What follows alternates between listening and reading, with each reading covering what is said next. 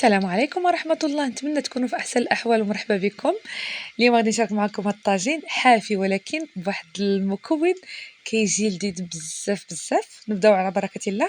كناخذ الخضرة اللي كتكون بقات لي من آخر الأسبوع. هنايا عندي خيزو، القرعة، البطاطا، اللفت والشيفرول. كناخذ الطاجين ديالي كندير فيه واحد 5 المعالق ديال الزيت بالنسبة للمبتدئات.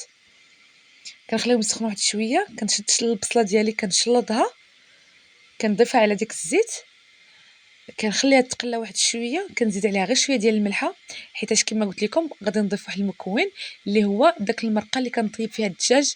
بالنسبه للدجاج المدغمر فاش كنطيبوه في المرقه كيبقى لنا ديك المرقه فاش كناخذوا الدجاجه تحمر.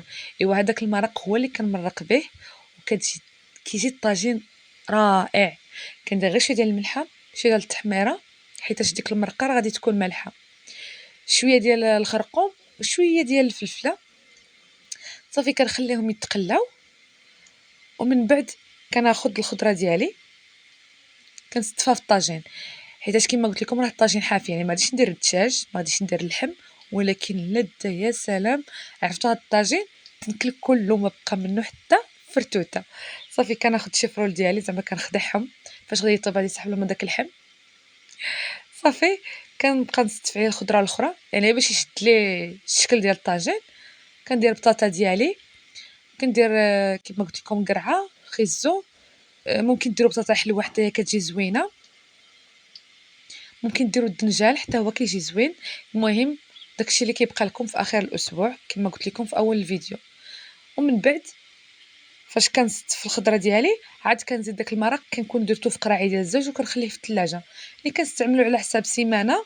ملي كيكون بارد الحال راه ممكن يبقى حتى 2 سيمانات.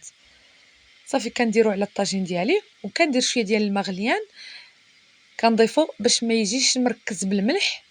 داكشي علاش ضروري كنضيفو شويه ديال الماء يكون طايب، وكنخليو الطاجين ديالنا يطيب على نار مهيله. ولكن راه المذاق كيجي رائع، كيجي لذيذ بزاف بحال زعما مدغمر بالدجاج، ولكن راه ما فيه لا دجاج لا والو، ولكن فيه المذاق ديال الدجاج بطبيعه الحال. يعني باش ديروا طاجين بنين، طاجين اقتصادي. صافي وكنخليه يطيب. ما تنساوش دعموني بالاشتراك في القناه وتبارطاجيوها مع الحباب ديالكم الاصدقاء ديالكم. ما تنسونيش بارائكم في التعاليق، وخليتكم على خير ودمتم سالمين.